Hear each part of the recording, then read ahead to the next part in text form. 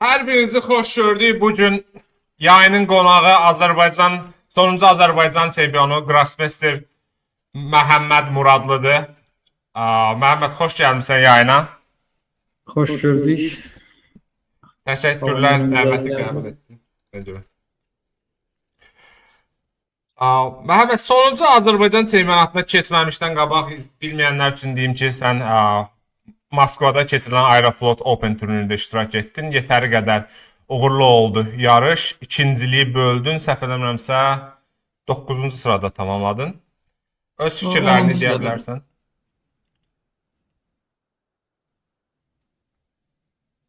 Yarış haqqında fikirlərini deyə bilərsən. Yarış haqqında fikirlərimi, yəni maraqlı bir yarış idi mənim üçün. Həm yeni vaxt kontrolunu yoxlamaq baxımından 60 dəqiqə hər gedişə 30 saniyə kontrolü ilə oynanılırdı. Mənə də maraqlı gəldi ki, bu çox yorucu olmayacaq. Ona görə bu yarışda iştirak etmək qərarına gəldim. Və buna görə də düşündüm ki, maraqlı olar mənim üçün. Və turnirə uğurlu başlanğıc edə bildim. İlk iki oyundan sonra qələbə qazandım. Sonra yan yapılmayaşı ilə belə deyək, biraz strategiyamı düzgün seçmədiyim üçün məğlub oldum. Amma sonra yenə özümü toparladım və turniri normal ilərlədə bildim. Və 10-cu pillə başa vurdum. Və bununla da 13 reytinq artırıb 2600-ə yenidən geri qayıda bildim. Amma narazı qaldığım məqam 8-ci oyunda Şan Sarkisyanla oyunda qaralarla çox yaxşı bir vəziyyətim var idi. Onu əldən qaçırmağım biraz belə deyim məndə xəyal qırıqlığı yaratdı. O oyunu qələbə qazansaydım çox böyük ehtimalla turniri ikinci sırada, yəni tək ikinciliklə bölüşdürmədən başa vuracaqdım. Yəni bu daha da yaxşı nəticə olardı. Amma yenə də tam narazı deyiləm. Sadəcə əlimdən gələn ən yaxşısını eləyə bilmədiyimi düşünürəm. Yəni, ümumi olaraq turnir xoş keçdi deyə bilərəm. Yəni xoş təəssüratla. Hər zaman daha pis ola bilər. Orası elədir. Həmişə mənfi nəticə də ola bilər. Mən bir dənə qulaqlığı taxacağam indi. Çünki keçən dəfə də yayın eləyəndə Raufla səs əks sada verirdi. Bu dəfə də verib onu bir dənə düzəldim. Çünki belə başa düşürəm ki, mikrofon səsi iki tərəfdən götürür. Ona görə də alınmır. Yəni belə baxanda həmişə daha pis ola bilər, amma daha insan həmişə yaxşı olmağını fikirləşir ki, yəni yaxşı olmalı idi düşüncəsi həmişə insanda. Amma eyb yoxdur. Amma o qədər pis də olub ki, adam yetinməyi də bacarır bir yerdən sonra məncə. Arasıyla razıyam. Əslində bu bilməyənlər üçün deyək ki, bu vaxt kontrolu ilk dəfə idi ki, ilk dəfə deyil daha doğrusu, amma birinci dəfə idi ki, belə böyük açıq turnirdə klassik reytinqə sayılırdı. Yəni şahmatçıların ümumiyyətlə həmin kontrol barədə fikirləri nə oldu səncə? Öz fikrini də deyə bilərsən, başqalarından da nəsə eşitdinsə. Yəni mənim üçün oynamaq bunun çox maraqlı idi, amma bəzən də çətin olurdu. Birincisi mənə çox çaşdıran məqam o idi ki, yəni bir oyun uzun getmiş bir oyun 2 saat 50 dəqiqədən belə, yəni 3 saat maksimum onun oyuna çəkmirdim. Mənim 2 saat 50 dəqiqədən uzun oyunum olmadı. Bu aşağı reytinqli rəqiblərə qarşı, yəni 2400-2300 rəqiblərə qarşı məndə üstünlük yaratmağa kömək orada oldu ki, əgər debütdə variantda tutulmadımsa, yəni onları vaxtdan sıxışdırmağa çalışırdım və bu orada özünü göstərirdi. Amma bu vaxt kontrolünün ən böyük problemlərindən biri o idi ki, variantda tutulduğu halda vəziyyətdən çıxmaq çox çətindir. Çünki düzgün gediş axtarıb tapana qədər bir də görürsən ki, artıq vaxt qalmayıb. Yəni bu problemlə adam üzləşə bilir və sonuncu turda da düşünürəm ki, yadımda olmayan varianta getdim və rəqibin də hər şey yadındaydı. Ona görə orada bir moment vəzir B7 vurub uduş oynamaq, yəni daha kəskin oynamaq şanslarım var idi, amma bu vaxt kontrolünün o riskə girmək istəmədim. Yəni deyərdim ki, bu vaxt kontrolünün ən təhlükəli tərəfi varianta debüt hazırlığına tutulmaqdır. Mənim ilk hissiyatım bu idi. Amma belə ümumi götürəndə, yəni düşünürəm ki, insan nə qədər varsa, yəni o qədər ona uyğun bölüşdürüb xərcləyir. Yəni 90 dəqiqə varsa adam fikirləşir ki, var vaxt, yəni rahat fikirləşə bilərəm və bir də görür ki, artıq checknotdadır və bu da o səbəb gətirir ki, çox olduğu üçün çox da xərcləyir, amma az olanda adam başa düşür ki, azdır, hər an qutara bilər, ona görə ekonomla bölüşdürür və yenə də keyfiyyətli oyunlar ortaya çıxarmaq mümkün olur deyə düşünürəm. Bəs indi məsələn seçim qarşısında qalsan, tutaq ki, desələr ki, Məhəmməd, hansı vaxt kontrolunu daha çox oynamaq istəyirsən? Cavabın nə olar?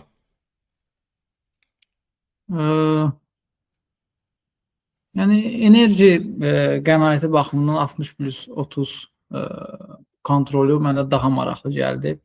Həm insanın belə deyək, ömründən ömür getmir. 90+30 kontrolündə hətta 40-cı yaşda da artım olanda artıq bəzən 5 saat yarım, 6 saat oyundan oynanılır və üstəlik oyunu da uduzduqda yəni insan 6 saatlıq yəni bir xəyal qırıqlığı yaşanır. Amma burada hər şey daha tez olur. Yəni adam uduzsa da tez baş verir, yəni 3 saat ərzində və düşünürəm ki, bunun 3 saatda daha çox əziyyət də olunur.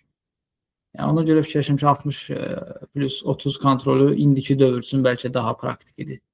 Bəlkə də yəni belə deyək, oyunların keyfiyyətini aşağı sala bilər, amma mən düşünürəm ki, oyunların keyfiyyəti artıq yetər qədər aşağı düşüb. Onsuz da yəni 90-30-dan 60-30-a düşmək bunu o qədər də dəyişməyəcək. Bir də 40-cı geçdə 30 dəqiqə əlavəsi var da. Yəni adətən olur yarışlarda. Bir çoxunda ən azından da Dünya Kubokudur. Namizədlər turnirində xüsusən zaman çox uzundur orada. 2 saat 40 gediş, sonra 1 saat 60-cı geçdə 15. Qısası çox uzun vaxt kontrolları da var. Bu bir növ FIDE eksperiment eləyir ki, mən belə başa düşürəm, Magnus Carlsen geri qayıdıb şahmat oynasın deyə bu eksperimentə gediblər. Bilməyənlər üçün deyək ki, bu il Total World Championship deyilən bir şey çıxardıblar. O nədir? 60-30-a. Buna sürətli klassik deyilən bir kontrol, rapid, blitz hamısını bir yerə əlavə edib keçirdəcəklər həmin yarışı. Magnus Carlsen da iştirak edəcək. Elə deyəsən təşkilatçı Norway Chess'in belə deyək, təşkilatçılardır. Nəysə, fikirlərini öyrənmək maraqlı oldu bu yeni vaxt kontrolundan. Mən də razıyam ki, o biri kontrolda məğlubiyyət insana daha ağır təsir edir. İstər-istəməz 6 saat qur yarat, sonra bir anda dağılsın. Heç olmasa burada 2 saat yarımdır. İstənilən alın. Bu arada bu Aeroflotda mən eşitdim ki, birinci gün iştirakçıların iştirakında nəsə çətinlik yaranmışdı. Hava limanında desən, Ukrayna ilə müharibəyə görə enişlər olmurdu. Elə şeylə qarşılaşmadın? Açığı heç bir məlumat eşitməmişəm bu barədə və turnirə gedişənləri də görməmişəm, açığını deyim. Yəni mən gedəndə demək olar bütün yəni ilk daskalar, yəni ilk 20-30 nəfər hamısı yerində idi, səhv eləmirəmsə. Mən eşitdim ki, nəsə birbaşa Moskvaya gedənməyiblər, başqa yolla gediblər. Bəlkə o Avropadan gələnlərə və s. O başına gəlib. Nəysə, bir qədər də vacib deyil, belə soruşdum. Azərbaycan çempionatına keçək. İlin ən vacib turniri başlanğıcında. İlk turniri idi də, deyəsən, bu ilin başında, yoxsa oynamışdın hardasa? Yox, oynamamışdım. Yəni, oynamağı planlaşdırıb ləğv eləmişdim. İspaniyada yanvarın ikisi turnirə getməliydim. Sonra getməmək qərarına gəldim. Yaxşı formada olmadığımı hiss eləmişdim biraz. Yəni, bilmirəm, düz qərar vermişdim yoxsa səhv, amma oynamamışdım. Bəli, ilk turnir idi Azərbaycan çempionatı. Prinsipi, Azərbaycan çempionatının nəticəsi göstərir ki, doğru qərar vermişsən. Azərbaycan çempionatı haqqında təəssüratlarını alaq. O yarışdan sonra dərhal Aeroflot getdin deyə danışa bilməmişdik. Azərbaycan çempionu olmaq nə deməkdir sənin üçün və bu yarışı necə qiymətləndirirsən? Azərbaycan çempionatının qalibi olmaq yaxşı bir hissdir. Sizə də tanışdı bu hiss. Artıq 3-cü dəfə idi ki, olurdum, amma bu dəfəki çempionatın təbii ki, hissiyatı biraz daha önəmli idi. İlk dəfə idi ki, güclü şahmatların, ən güclülərin əksəriyyətinin oynadığı yarışda iştirak edirdim. Yəni, çempion olurdum daha doğrusu. Keçən il iştirak eləmişdim, uğursuz başa vurmuşdum. Yəni, buna görə düşünürəm ki, yəni, bu formatda da hamının oynadığı bütün yüzlərin yarışdığı formatda çempion olmaqda bir arzu kimi ürəyimdə qalmışdı deyə bilərəm və bunu da yerinə yetirmək təbii ki, xoş bir his oldu. 2025-də səhv eləmirəmsə Şəhriyara məğlub olub tərk eləmişdi. Bəli, Yoxsa bəli. 2-0 hesabı ilə 4-1 finalda 4-1 mərhələdə məğlub olub çıxmışdım. Bəli. bu il isə bir növ finalda revanş götürdün də demək olar. Həmin maç sonuncu oyun xüsusən gözəl oyun nümayiş etdirdin. Biraz belə deyək ki, o vəzir D4-dəki o piyadanı götürəndən sonra Şəhriyar demək olar ki, oyun ala bilmədi həmin oyunda. Və Azərbaycanın belə deyək də uzun illər bir nömrəsi, hələ də bir nömrəsini belə gözəl məğlub etmək hər adama nəsib olmur. Yəqin ki, bu qələbədən sonra özünə inam hissi daha da artıb səndə. Həmin maç haqqında belə deyək, təəssüratların da maraqlı olardı. Həmin maç təbii ki, çox önəmli idi. Yəni turnirin belə deyək, ən çətin matç olacağı bəlli idi. Mənim üçün yəni düşünürdüm ki, maçdan əvvəl ilk öncə ən birinci məqsədim qaralarla oyundan sağ çıxmaq idi, belə deyim. Çünki keçən il bu alınmamışdı. Vəziyyəti bərabərləşdirməyə bacarsam da. Çünki bu cür güclü şahmatçıya qarşı hesabda geri düşmək çox arzu olunmaz bir hal olardı. Qaralarla oyunumuz deyərdim ki, yəni çox maraqlı keçdi. Mən yəni o oyundan bəlkə daha çox həzz aldım. Mənim üçün yəni maraq baxımından maraqlı hesablamalar getdi. Qədim il müdafiəsində mənim qədim il müdafiəsi seçməyim də oyunu belə maraqlı, prinsipial etdi. Və o oyundan sonra düşündüm ki, bu cür çətin oyunda başa-baş mübarizə aparıb bərabərliyi götürdümsə, qismən şanslarımı artırmış oldum.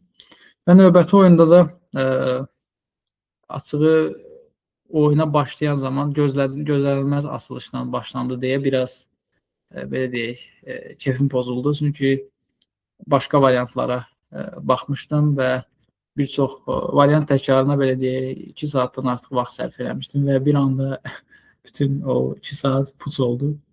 Katalona qarşı DSFL etdi variantı ilə.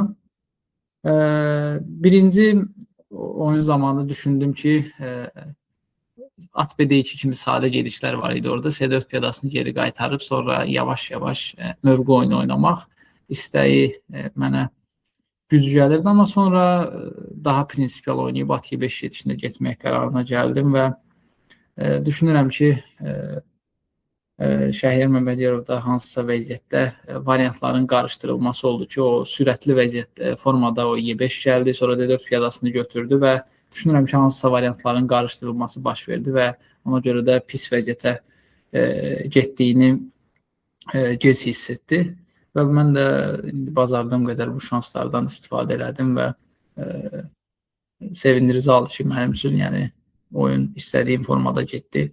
Açığı yəni bu cür belə deyək də 3 saat çəkdi oyun hardasa, bəlkə 2 saat, yarım 3 saat, yəni bu cür tez gözləmirdim, belə deyim. Mən də gözlənilməz oldu. Mən elə ki, açılışı düz oynamışdı. Orada D4-ü vurmaq yerinə orada bəzi variantlarda vəzir Y6 gedişi ilə olur. Yəni dünyanın ən güclü şahmatçılarının da başına gəlir. Mənim şəxsən başıma çox gəlir. Genişlərin yerini səhv salma. Hamı üçün tanış vəziyyət. Hamı üçün tanış vəziyyətdir. Belə deyək, finalda daha gərgin mübarizənin bir belə deyək ki, izləyici kimi şahid olmaq istəyərdim. Təbii ki, amma yəni ola bilər də yəni belə hallar. Bu Azərbaycan çempionatından qələbədən sonra Aeroflotda da oynayıb 2600 reytingini keçdin. Bir dəfə səhv eləmirəmsə 2024-də keçmişdin, yoxsa neçənci il idi? 2025-in səhv etmirəmsə aprel ayında keçmişdim. 2609 reytinqə gəlmişdim. May ayında 2609 idim. Peak reyting modeli. İndi isə 600 neçə oldu? 2605. 605. Yəni təxmini də adətən bizdə şahmatda reyting bariyeri kimi hesab olunan rəqəmlərdən biridir. Sən necə fikirləşirsən? 2600-ü o vaxtı saxlamamaqda, yəni belə deyək, səbəblər nə idi və bu dəfə nəyi dəyişəcəksən ki, belə deyək, qalıb yuxarıya doğru irəliləyəsən? O zaman belə deyim, saxlaya bilməməyimin ən birinci başlıca səbəbi düzgün yarış seçməməyim olmuşdu deyə düşünürəm. Və belə deyək, o aralar 2025-ci ilin hardasa mart ayından iyun ayına kimi çox yarışlarda oynamışdım. Yəni dayanmadan maksimum bir həftə, 2 həftə aralarından yarışlara gedirdim. Və 2600 bariyerini də o aralarda keçdim. Özümü yaxşı formada hiss edirdim. İyunda isə gəldim, təxmini bir ay qaldım Bakıda. Bu arada o mənim əsgərlik dövrümə təsadüf edirdi və çox boşluğa düşdüm. Yarışa getməmək məni biraz sıxdı və o zaman mənim üçün çox məntiqsiz seçim olan bir yarışda iştirak elədim. Hansı ki, birinci reytinq idim və bu yarışda oynamağın mənim üçün reytinq baxımından o qədər də bir faydası yox idi. Sadəcə turnirdə iştirak etmək istədim. Yəni bu düzgün olmayan seçimdə təbii ki, böyük risk daşıyır və birinci reytinq olunan turnirdə yaxşı formada olmamaq, yəni reytinq baxımından faciə ilə üzləşə bilər.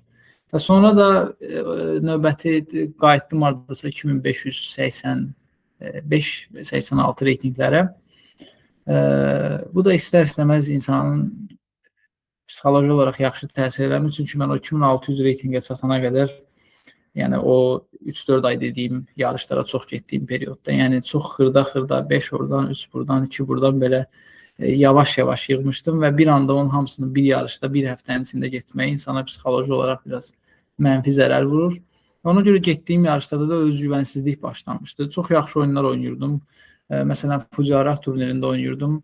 Hər gün 2650 rəqiblərə qarşı uduş vəziyyətləri alıb, məsələn, inamsızlıqdanmı, yoxsa diqqətsizlikdənmi, konsentrasiya pozulması yaranır, inamsızlıq gəlir və uduş vəziyyətlərini əldən, belə deyək, çıxartmağa başladım neçə dalbadal oyunda və buna görə də yaxşı oynamama baxmayaraq 2600-ə qayıda bilmirdim. Və sonra komandaların Avropa çempionatından sonra klassik şahmat hardasa demək olar ki 3 ay yarım falan ara verdim deyə düşünürəm. Səhv etmirəmsə, çünki Azərbaycan çempionatına qədər heç bir yarışda oynamadım və bu biraz olsun klassik şahmatda ki travmalarımdan uzaqlaşmağa bəlkə də düşünürəm ki kömək oldu. Yəni düşünürəm ki ən önəmli amillərdən biri düzgün yarış seçimləridir və keçmişdə də baxdıqda 2700-ü keçmiş, amma qoruya bilməyib tez əldən çıxartmış şahmatların səbəblərinə baxanda əsas səbəblərdən biri düzgün olmayan yarış seçimləri görünür deyə bilərəm. Yəni bu ən başlıca səbəbdir bir çox şahmatın karyerasında. Aydındır. Bilmirəm, yarış seçimi təbii ki rol oynayır reytinqi qaldırmaq mənasında, amma mənə elə gəlir burada başqa bir amil də var. Mənim şəxsi düşüncəmdir. Reytinqdə yeni bariyerə çıxanda şahmatçılar oyunçuya qarşı oyun tərzini dəyişirlər kimi məndə belə bir hiss olur. Məsəl üçün deyək ki, bir səviyyəyə çatandan sonra əvvəllər sənlə qələbəyə oynamaq istəyənlər bəlkə artıq heç oynamağı, sən ya ümumiyyətlə fərqi yoxdur. Ta ki 2700-ü keçən şahmatçı ilə əvvəllər deyək 2750 udmaq istəyirdisə, indi heç pis nəticə deyil və yeni mühidə alışmaq da biraz asan da olmur bir çox hallarda. Hamının başlayacaq, amma ümidvarıq ki bu dəfə artıq belə deyək, keçdin bir dəfəli yuxarılara doğru irəliləyərsən. Soruşmaq istəyərdim ki, yəni şahmata hazırlıq baxımından necə yanaşırsan? Nə dəyişiklik etdi? Məsələn, 3 ay klassik şahmat oynamayanda bəlkə məşqində nəsə bir fərqli yanaşma sərgilədin bu haqda fikirlərini bildirəm. Əslində, fərqli bir yanaşma düşünmürəm ki, çox oldu. Əsasən, yəni debütlərlə məşğul olmaq bu dövrdə düşünürəm ki, vaxt aparır. Bəlkə də bir çox şahmatçının elədiyi səhv budur. Mən də daxil olmaqla debütlərə çox baş qoşuruq, amma Baş qoşmayanda da oyun başlayan kimi problemlərlə üzləşmək insanın ağlına gəlir. Ona görə düşünürəm ki, debütlərə çox vaxt ayrılır. Yəni yenə də vəziyyət eynidir. Debütlərə vaxt çox ayrılır. Azərbaycan çempionatında isə düşünürəm ki, biraz yeni variantlardan, yeni debütlərdən istifadə eləməyin bəzi oyunlarda mənə fərqli oyun göstərməyimə kömək oldu deyə düşünürəm. Eltad səfərliyi ilə oyunda həmişəki Naydorfdan qırağa çıxdım. Rapid oyununda məsələn Atsaltı oynadım. Sonra düzdür, Şəhriyar Məmmədiyarova qarşı qədim ildə açılışını oynadım. Düzdür, qədim ildə oynayırdım, amma demək olar ki, bu səviyyədəki oyunçuya qarşı oynamamışdım. Məsələn, bu da bir dəyişiklik idi mənim üçün. Yəni, biraz yeni variantlara müraciət eləməyim düşünürəm ki, mənim də biraz müsbət təsir yaratdı. Bu hər zaman müsbət təsir yaratmır. Məsələn, Aeroflotda Yanni Nepomniachtchi ilə Katalon Filbedördə qarşı ATV-də birinci dəfə oynadım. Düzdür, üstünlüyü ala bildim, amma vəziyyəti başa düşmədiyim üçün kontrol itirdim. Yəni, ola bilir, bəzən tərs əks təsir də verə bilir. Yəni, ola bilir, amma düşünürəm ki, belə ciddi bir dəyişiklik hazırlıq prosesində o qədər də olmayıb. Sadəcə Qatarda keçirilən Dünya Rapid Blitz çempionatına hazırlığım bu il biraz fərqli idi. O yarışa çox ciddi hazırlaşmışdım, variantlar hazırlamışdım sırf Rapid Blitz üçün və o yarışda da maraqlısı budur ki, uğursuz aldım. Bir dənə yəni dəyişik etdiyim şey keçən il nəzərən bu il 2024-də nəzərən 2025-də Dünya Rapid Blitz çempionatına ilin sonunda olan yarışa xüsusi debüt repertuarı hazırlamağım idi. Amma belə klassik şahmatda hələ ki çox da bir dəyişiklik yoxdur hazırlıqlarda. Bu arada Eltadla dedin at-saltı variantını oynadın. O az qalmışdı, belə deyək ki, səni ağır vəziyyətə salmışdı, düzdürmü Rapiddə? Biraz yaxşı xilas elədin həmin oyunda. Kompüterin dəyərləndirməsi 2+2-dən yuxarı idi bir moment. Hiss olunurdu oyunda.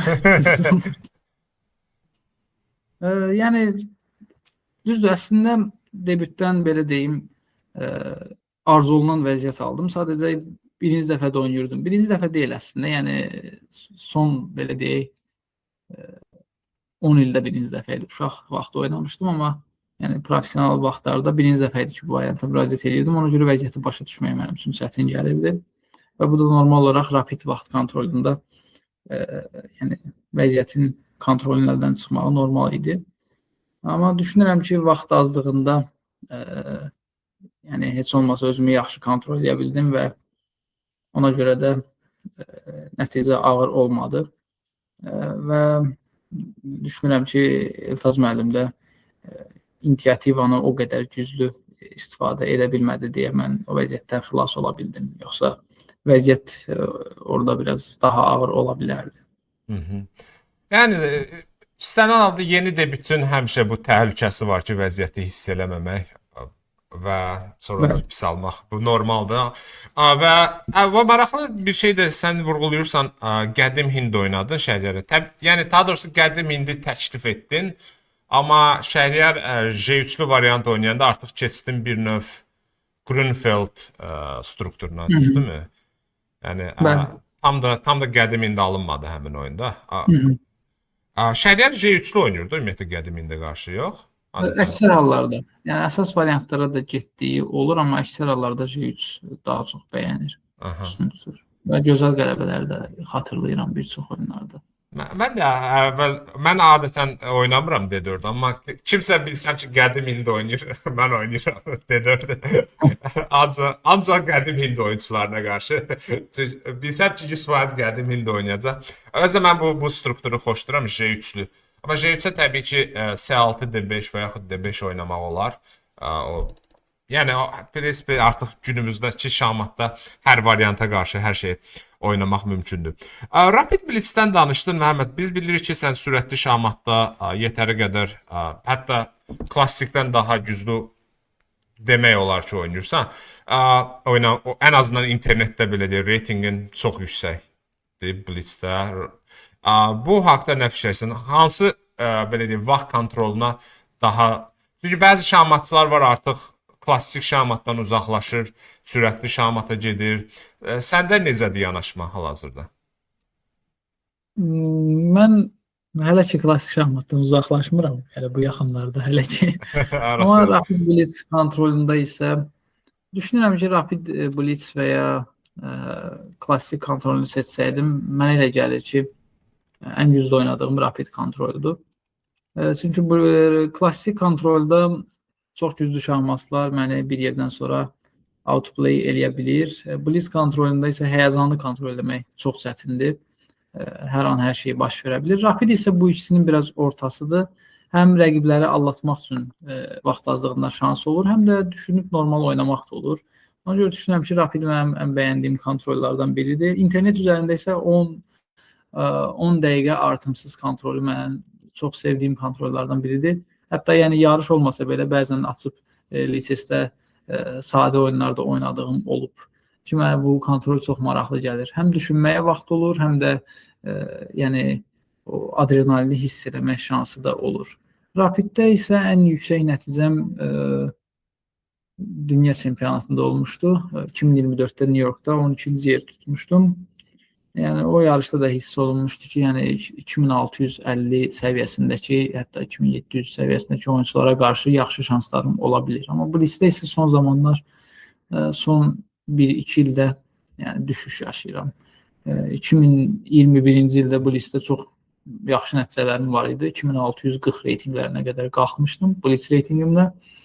1-2 güclü turnirində qalib olmuşdum, amma son bilmirəm hansısa səbəbdən son 2 ildə bu listə yəni uğursuz çıxışlarım olur da əsasən. Ona görə bu list yarışlarında çalışıram ki, bazardığım qədər möhkəm oynayım və yəni belə deyək, məğlubiyyətlərin sayını azaltmağa çalışım. Blitzdə internetdə sən bir aralar çox oynayırdın, bilmirəm hazırda çoxdan səni Title Tuesday-də məsəl üçün görmürəm. İnternet şahmatından bir qədər uzaqlaşmısan, yoxsa nə baş verir orada?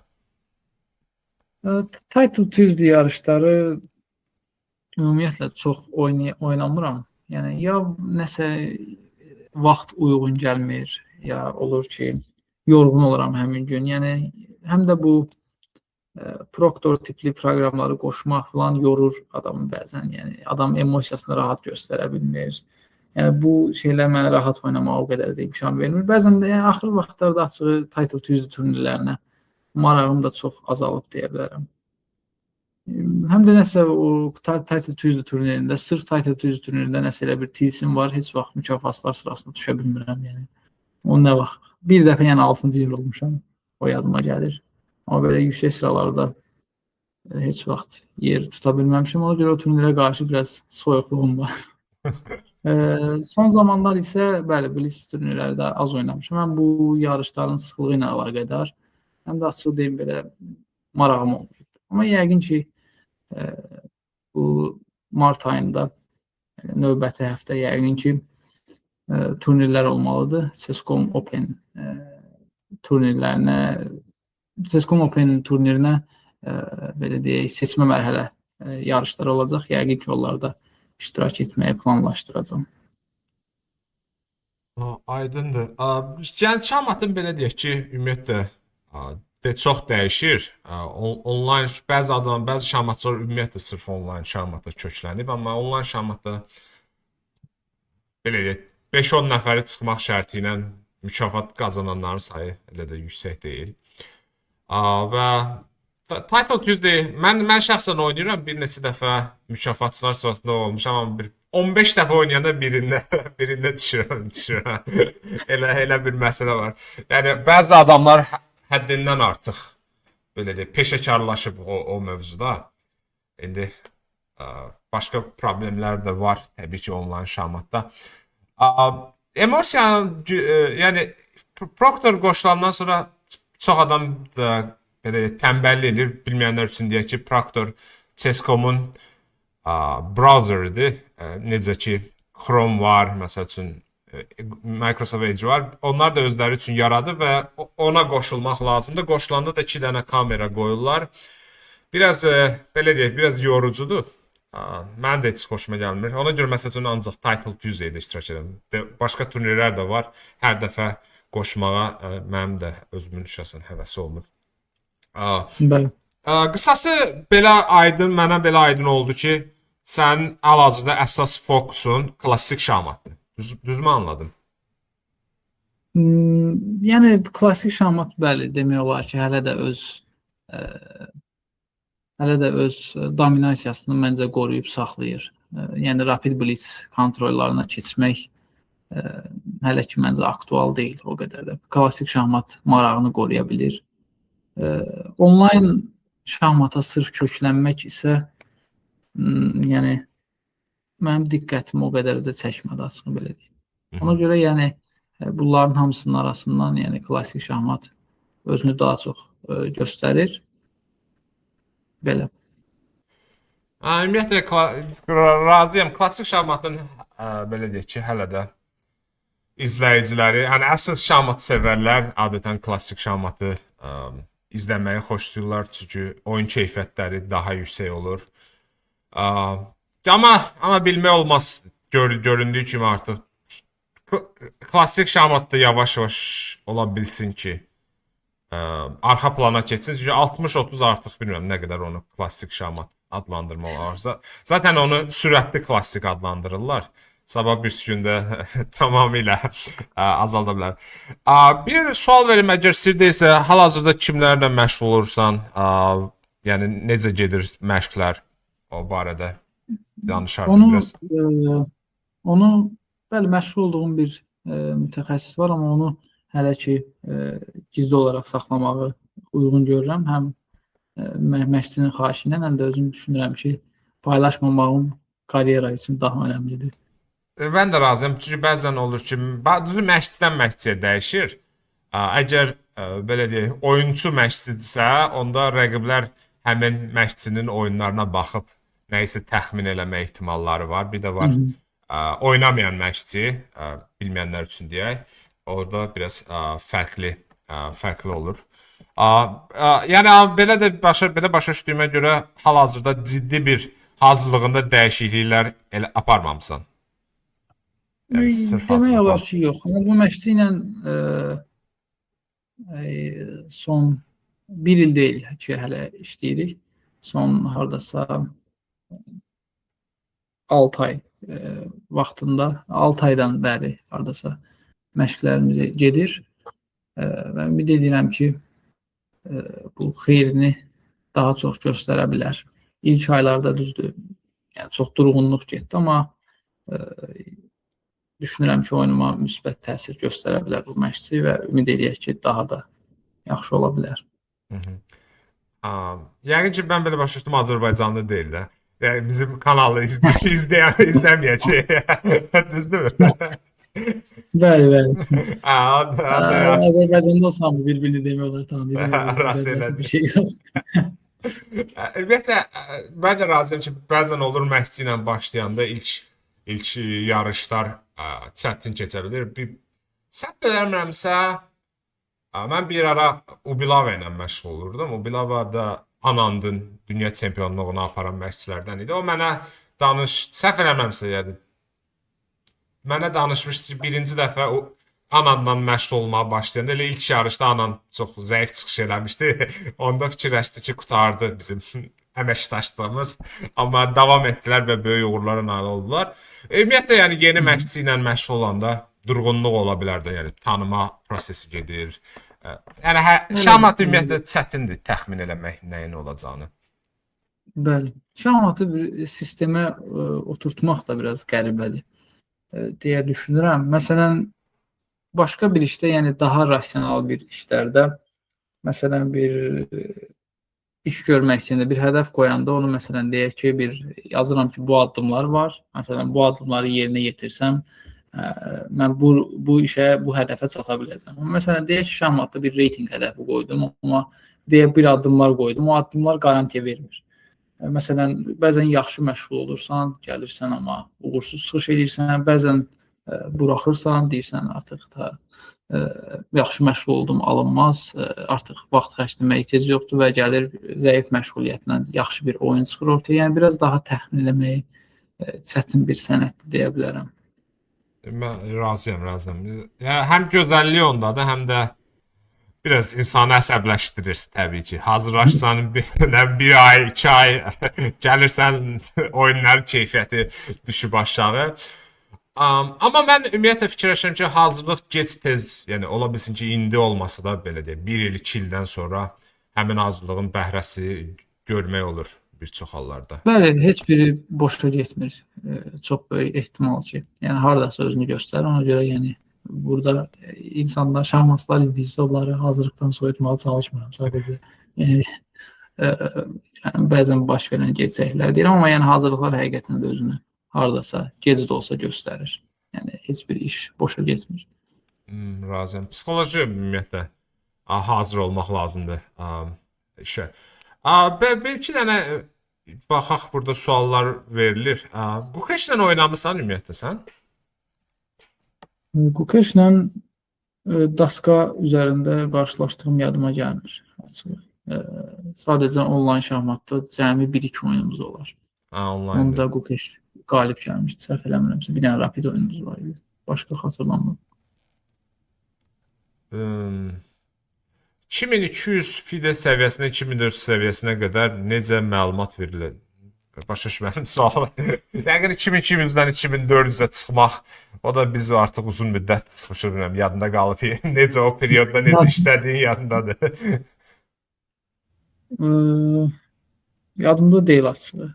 Bizdə hamı üçün də eyni işləmir deyə o. Məsələn, bəzi adam belə deyək, onun üçün taktiki oynamaq işləyir. Çünki o artıq o yaxşı mövqe oyunçusu olmasa da rəqibini hardasa allatmağı bacarır. Amma elə adam da var ki, o mövqe oyununu yaxşı bacarmalıdır.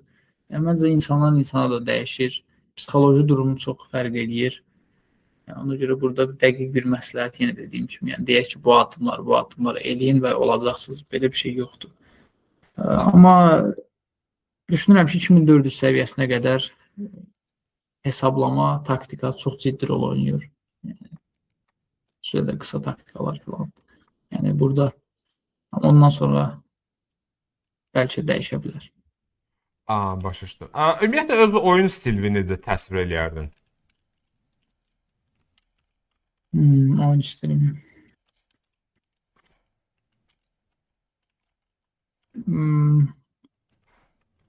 Əslində düşünürəm ki, daha çox texniki bir oyuncu olduğumu düşünürəm. Çünki hesablamalarda məncə o qədər də uğurlu deyiləm. Yəni uzun hesablamalarda o qədər də uğurlu olduğumu düşünürəm. Və hücum oyununda da çox alınmır. Yəni oyunda düz alındığı zaman artıq oyun məni məcbur etdiyi zaman hücum oyununda oynamalı oluram, amma düşünürəm ki, daha çox texniki şahmatçı olmuşam. Əvvəldən də hətta bunu deyim, uşaq vaxtı yəqin ki, biraz təhlükəli açılışlarını oynamağım, qaralarla qədim int və 7-4-ə qarşı qədim int, 7-4-ə qarşı isə Pirc açılışını oynayırdım və bu məndə yəqin ki, bu dözümlülüyü artırırdı ki, davamlı pis vəziyyətləri xilas eləməyi və ya yaxşılaşdırmağa texnikası və vərdişi yaranıb deyə düşünürəm. Ona görə düşünürəm ki, yəni daha çox texnik oyunçuyam və bu məndə 2015-dən 15-in axırlarından özünü çox büruzə verməyə başladı oyunlarımda. Ümumiyyətlə, Məhəmməd, bir dənə mən səndə bir xüsusiyyətin şahid olmuşam, yəqin özün də bilirsən. Həddindən artıq aqressiyada. O qədər olub ki, heç eləmək istəməyib ucuzluğunu görmüşəm mən. Mənim xatirəmdə ən azından belə qalıb. Səncə hələ də o xüsusiyyətin varmı? Yəqin ki, əvvəlkinə nəzərən 2 il, 3 il əvvəlkinə nəzərən xeyli azalıb. Amma yenə də hələ də hardasa qalır. Çünki bəzən harda heç-heçəyə oynamalı olduğumu və ya heç-heçənin okey bir nəticə olduğunu düşündüyümü bilmirəm bəzən. Ona görə də strategiyamı düzgün seçməyib bəzi oyunlarda yersiz məğlubiyyətlər yaşaya bilirəm. Yəni hələ də olur bu. Amma düşünürəm ki, xeyli azalıb bəlkə də 2-3 il əvvəl şahmata çox-çox daha həvəslə yanaşırdım deyə bu məndə o dayanmadan udmaq hissi verirdi. İndi də təbii ki, həvəsim var, amma o hər oyunu udmaq hissi düşünürəm ki, müəyyən qədər azalıb. Biraz yaş da bəlkə yardım edir. Gənc olanda daha dəliqanlı insan olur. Biraz o bəlkə kömək edir. Daha bir sual. Yəqin ki, şahmatdan başqa heç bir işlə məşğul olmursan da. Şahmat deyəndə məşqçilik fəaliyyəti və s. göstərmirsən. Düzdürmü? Məşqçilik fəaliyyəti yəni eləyirəm, amma belə çox belə ciddi bir vaxt ayırmıram ona. Müəyyən qədər, çox az bir formada və şahmat veb-saytları üçün, bir veb-sayt üçün kurslar hazırlayıram. Yəni budur əsasən. Amma yəni hamısı belə baxanda ümumi olaraq şahmat sayılır. Şahmatdan kənar bir iş məşğul deyiləm. Hansı sayt üçün kurs hazırlamısan? Ya dedim bəlkə reklam olar deyə demədim. Amma Yes. modern ses fəaliyyəti üçün kurslar hazırlayıram. Hələ də hazırlayıram. Yəni hardasa dekabr ayından başlamışam. Mən şey gördüm. Aydın Süleymanlının kursunu gördüm. Düzü yəni reklamını gördüm, açıb baxmadım kursa. Bizim şahmatçılar artıq modern çesə hazırlayır. Hansı varianta hazırlayırsan? Ya sir deyilsə.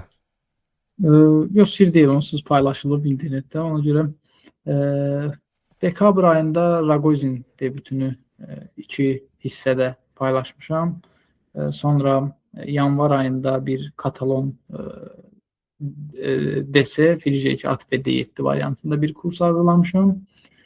Sonra Vəzir Gambiti A6 ilə maraqlı bir variant idi. Ondan kurs hazırlamışam. Sonra ağlarla Bunlar qaralarla idi. Bunlar qaralarla idi. Ağlarla maraqlı bir sideline-a baxdım. D4 F6, C4 D6 fil F4 variantı. Çoxdan da baxdığım bir variant idi və istədim ki, bundan da bir kurs düzəldim. O da yanvarda çıxmışdı. Fevral ayında isə cəmi bir kurs çıxıb Azərbaycan çempionatında iştirakla bağlı. O da Kozio müdafiəsi E4 İspana qarşı Adje 7 ilə oynamaq. Belə. Bu da qara ilə yoxsa ağla? Yəqin qara ilə. Bəli, bu qara ilə. Sən əməlli başlı kursları yazmısan ki, Məhəmməd, heç xəbərim yox idi. Baxa bilərsiniz, yəni maraqlı kurslardır. Düzdür, biraz repertuarda oyunumdan kənar debütlərdir daha çoxsu, amma bunda bir səbəbi var ki, oyunum üçün olanları oyun üçün saxlayıram. Aydın Biznes məsələdir. üçün oynanmayanlar. Bu arada ümumiyyətlə sosial şəbəkələrdə aktiv deyilsə də, bir idmançı kimi necə fikirləşsən bu barədə? Düşünürəm ki, aktiv olmaq lazımdır. Amma bir tərəfdən də yəni bu aktivliyin mənası odur ki, axırda gəlib sponsor tapmaq məsələlərinə biraz gəlib dayanır, dəstək tapmaq. Yəni bu mənada, amma mən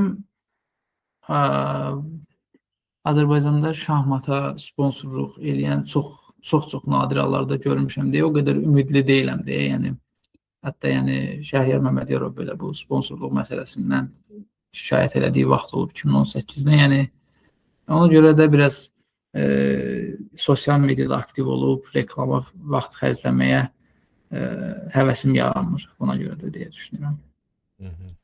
Və desəm ki, belə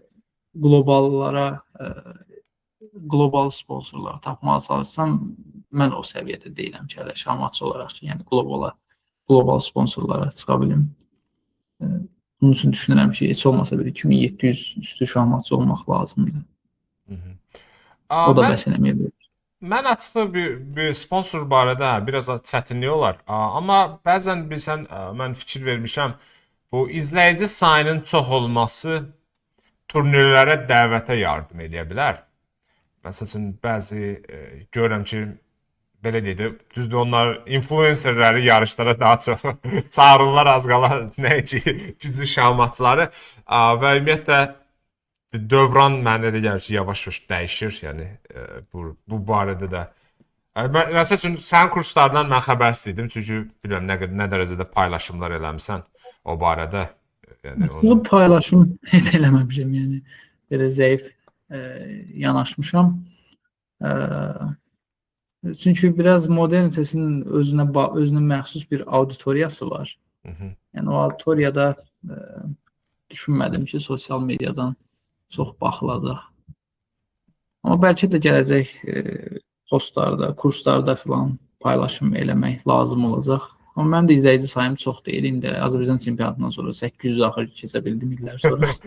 Yəni 800 izləyici sayıyla çətindir və bunu da yəni hamısı şahmatçı deyil. Yəni kursları məşhurlaşdırmaq və ya nəticələri məşhurlaşdırmaq o qədər də mənə real görünmədi. Amma təbii ki, bu işə professional yanaşıb bəlkə bir professional bir insanı da cəlb eləmək olar, amma hələ ki bir planımda belə bir şey yoxdur bu yaxınlarda. Aydındır. Yəni adətən mənim şəxsi görüşümə görə şahmatdakı problemlərdən biri odur ki, tutaq ki, deyək də, kimsə, düzdür, onu mən öz tətbiqimlə həll eləməyə çalışmışam. Məsələn, kimsə yarışda olanda paylaşım eləmədiyi üçün məsələn xəbər tutmaq olmur. Amma yəni çünki şahmatçıların çoxu demir ki, məsəl üçün deyək də, sən Aeroflot turnirində iştirak elədin, şahmatı səni izləyən adamlar ondan xəbərsiz ola bilərdi, çünki paylaşım eləməmişdilər, düzdürmü? Elədir. Yəni heç vaxt turnirə gedərkən paylaşım elədiyim yadıma gəlmir. Yəni elə bir problemlər var. Nəysə, keçək növbəti suala. Səncə şahmatda bu əzbər neçə faizini təşkil edir? Yəni əzbərçiliyin nə qədər xeyri var, mən belə başa düşürəm. Sualı bəlkə belə qoysaq daha yaxşı olar. Əzbərçiliyin bu dəqiqə rolu böyükdür. Mən özüm də məcbur qalıram eləməyə. Oynadığım variantın tələbi ilə Naydorf variantında əzbərlərə çox üstünlük verilir, amma düşünürəm ki, təkcə əzbər heç vaxt bəs eləmir. Yəni vəziyyəti başa düşülmədiyi müddətcə əzbərin heç nəyə xeyri olmayacaq. Mən düşünürəm ki, yəni əzbər önəmlidir ki, debütdən pis vəziyyət alıb çıxılmaz vəziyyətə düşməyəsən, amma sonra deyək ki, 25 kod əzbərlədin, hər şey əladır, vəziyyəti bərabərləşdirdin və ya üstünlük aldın, amma vəziyyəti başa düşmürsən və cəmi, mən çox elə şahmatçılar görmüşəm ki, hər şey əla əzbərləyirlər və cəmi öz başı ilə bir kod, düzgün kod eləmək tələb olunur və onu da səhv eləyib. Həmin dəqiqə pis vəziyyətə düşürlər. Yəni, mən elə olmaqdan çalışmışam ki, yayınım. Yəni, bunu əzbəri buraxmamışam, amma çalışmışam ki, əzbərlədiyim vəziyyətləri də başa düşməyə çalışım. Daha çox bunu eləməyin məncə yolu odur ki, kompüterlər bizə çox kömək edir vəziyyətləri analiz edərkən, amma edilən gedişin səbəbini deyə bilmirlər hələ ki, bəlkə gələcəkdə o da olacaq. Mən düşünürəm ki, o səbəbləri özümüz tapmalıyıq. Yəni, bu gedişə nə var? Yəni, insani biraz baxmaqda. Bu gedişi niyə elədim, bu gedişi niyə elədim? Bu sualları verərək vəziyyət haqqında biraz fikir sahibi olmaqla,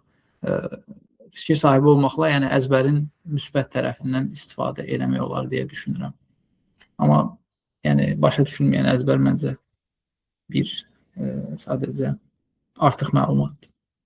Ümumiyyətlə bu əzbər mövzusunda hətta belə deyək, Grossmasterlərdə çətinlik çəkir, mənim də özümün başına gəlməsi üçün.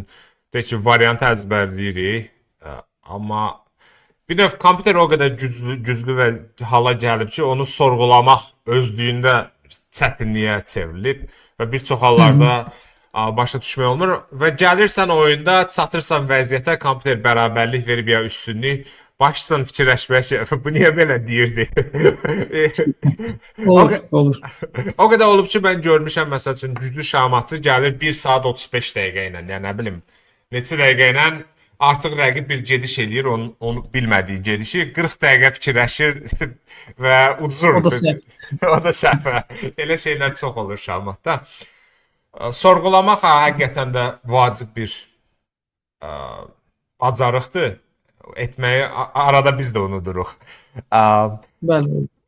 Bir sual daha verək.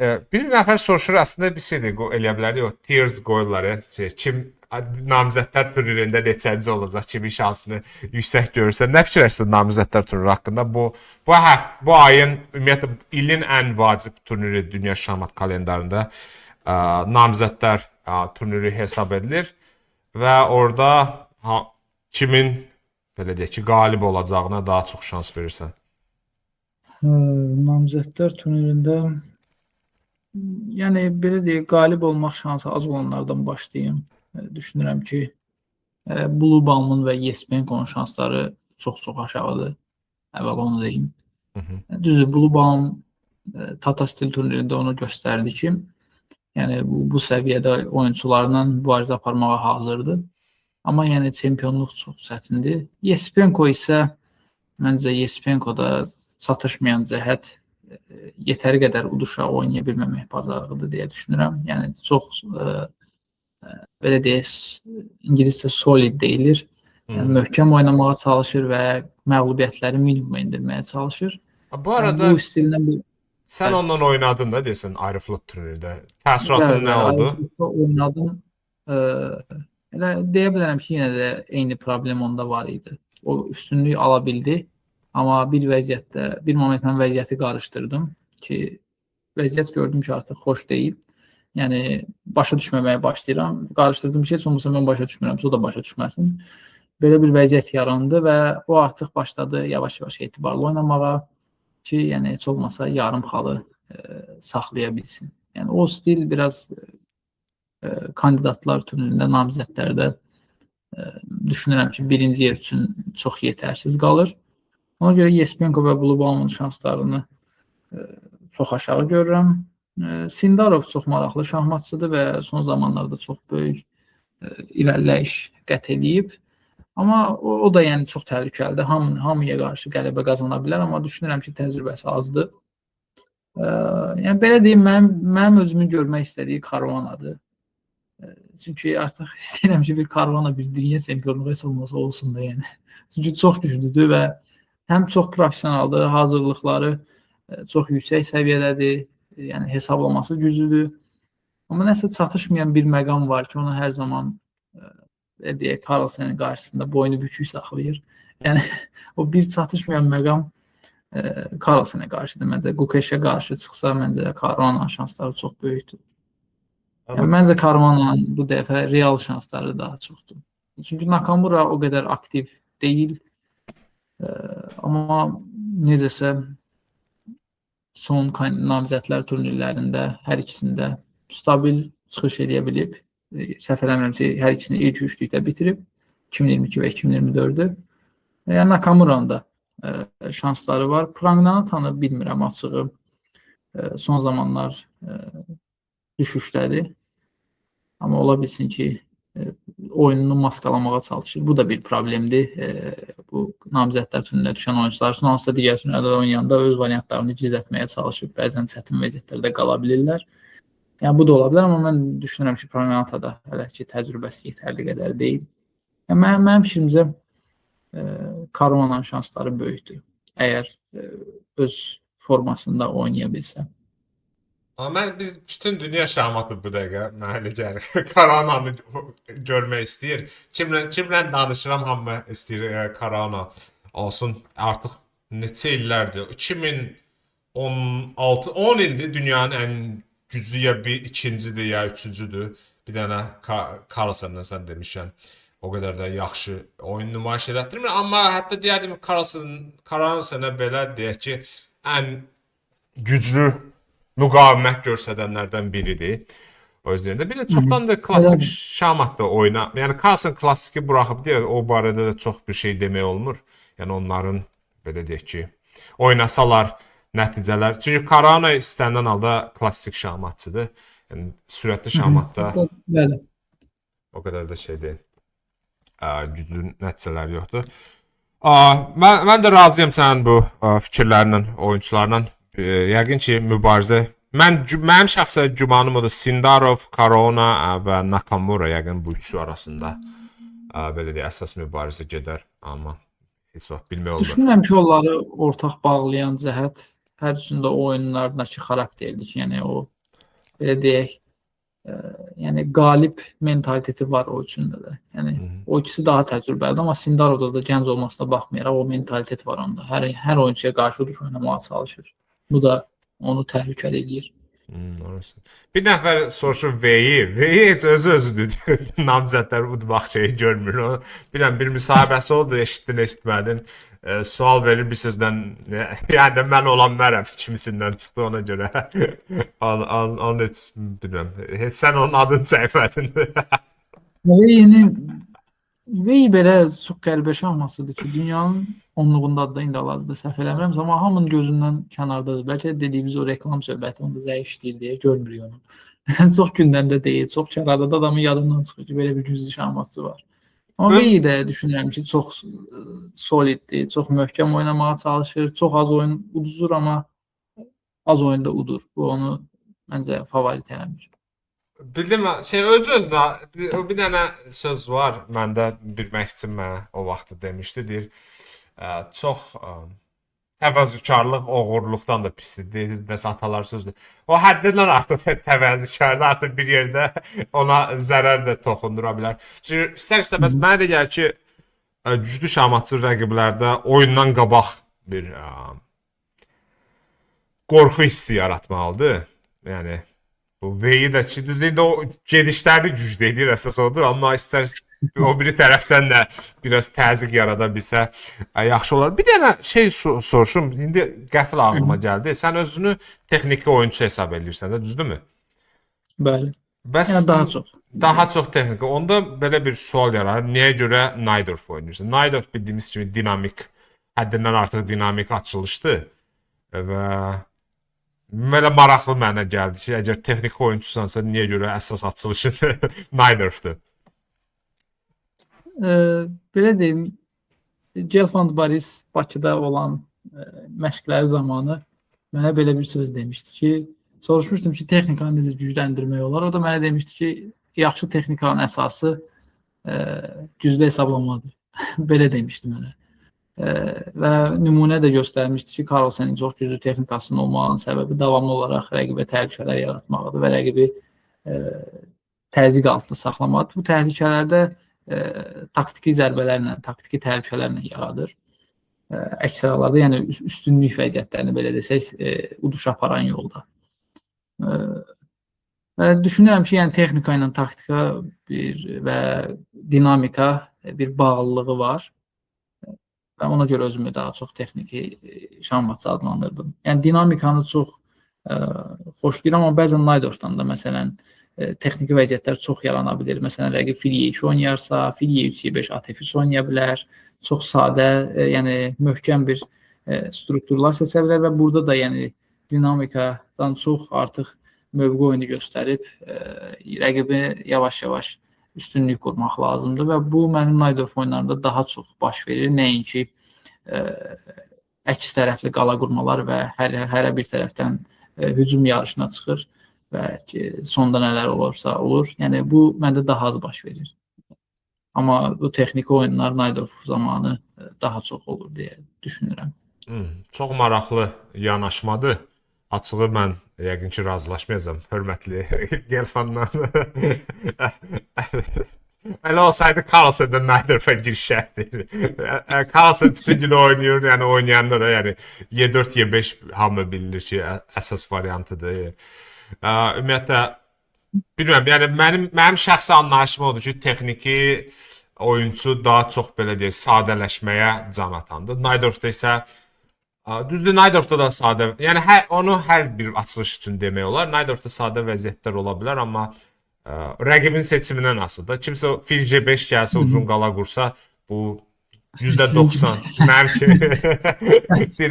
Ya nə bilim, orada başqa variantlar da var. Məsəl üçün fil C4, fil C4, fil C4-lər çox qarışıqlıqlar baş verə bilər təbii ki.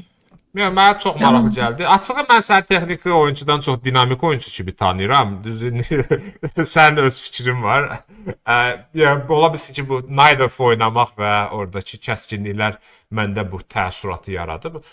Amma əlavə etmək istəyirdim, üzr istəyirəm. Bu Y4, Y5-i oynamamaqla bağlı. Burada mənim qarşımı kəsən bir şeydə Y4, Y5-in mənə çox mürəkkəb görsənib, ona öyrənməyə belə deyək, gözümün qorxmağı da biraz yəni təsir göstərir. Amma düşünürəm ki, yəni 7-4 5 qaçınılmazdır əslində professional şahmatda. Amma hələ ki mən bir təhər uzaq durmağa çalışıram. Amma nə vaxtsa yəqin ki məcbur olacağam. Yəni biraz məndə belə deyək, buna həvəs göstərməmək də bir ciddi bir səbəbdir, yəni Naydorfda qalmağımda. Məncə də yəni dünyadakı çox şahmatçılar biz belə bir anlayışla 2 əldən oynayır da, yəni həm Y5, həm C5 adətən oynayırlar. Ümumiyyətlə bir dənə dünya elitasında belə deyək, heç bir şey oynayan MVL yadıma gəlir. Həmişə Naydorf oynayırdı. Qarayla D4-də qarşıda Grünfeld gedirdi, amma bir müddətdən sonra o da dəyişdi. Dəyişdi, amma nəsə heç açığı biraz aşağıya gedib deyə gözdən uzaq o da qaçıb nə oynayır yadında deyil artıq. Y4-də Y5-ə keçdi mi yoxsa? Y4-də əsasən çox böyük hallarda Y5 oynayır, C5-i daha çox qısa kontrollarda istifadə edir. Son oyunlarını izlədiyimdən. D4-də qarşı isə qəbul olunmuş vəzir qamətində çox uğurlu oyunlar alınır. Yəni Carlsen özünə qarşı da Rapid turnirlərində yaxşı oyunları oldu CS:GO-da. Son 1-2 ildə. Ümumiyyətlə Rapid Blitz'i MVL həmişə. Deyəsən dünya çempionu da oldu Rapiddə ya Blitzdə. Səhv xatırlamıram. İkisindən birində mənim də xatirəmdə var, amma hansı ildə onu deyə bilməyəcəm bu dəqiqə. Aydındır. Oldu Məhəmməd. Çox sağ ol ki, qoşuldun.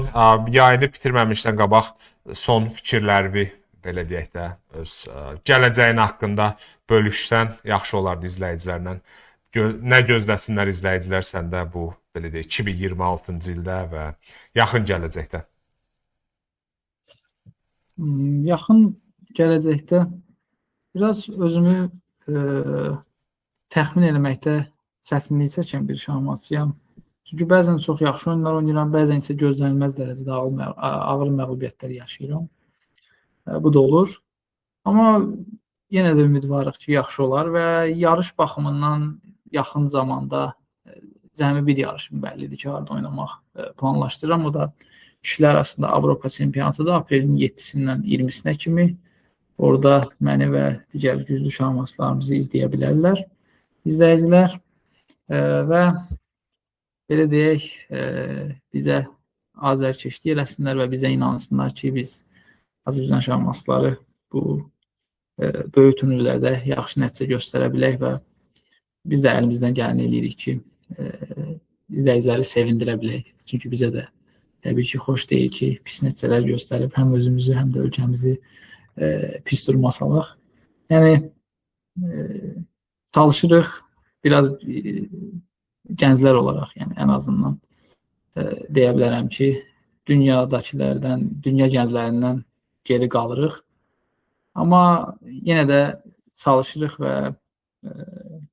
ümidimizi tam itirməmişik və istəyirik ki, gəlib o səviyyələrə qalxa bilək və ümid edək ki, nə vaxtsa bu arzumuzda baş tutar. Ən əsası ümid və zəhmətdə hər ikisi var, göründüyü kimi səndə. Təşəkkür edirəm bu gün yayına qoşulduğuna görə və uğurlar arzulayırıq, sevə-sevə istəyirik. Təşəkkürlər. Növbəti qələbələrindən sonra inşallah danışarıq. Özünə yaxşı bax. Sağ olun. Sağ ol. İzləyənlər üçün də təşəkkürlər izlədiyiniz üçün. Növbəti görüşlərə qədər. Hələlik. Yayını qutardım. Çox sağ ol Məhəmməd, yayına qoşulduğun üçün. Ümidvaram. Siz sağ olun. Xoşuna gəldi. Deyirəm, maraqlı oldu. Mənim üçün axıcı oldu. Yəni sıxılmadım heç bir saat. İndi gördüm ki, saat 9 oldu artıq. Bir saat demişdin, dedim vaxtını çox almayayım. Çox sağ olun. Yəni axıcı getdi. Ümid edirəm ki, maraqlı cavablar alına bildi.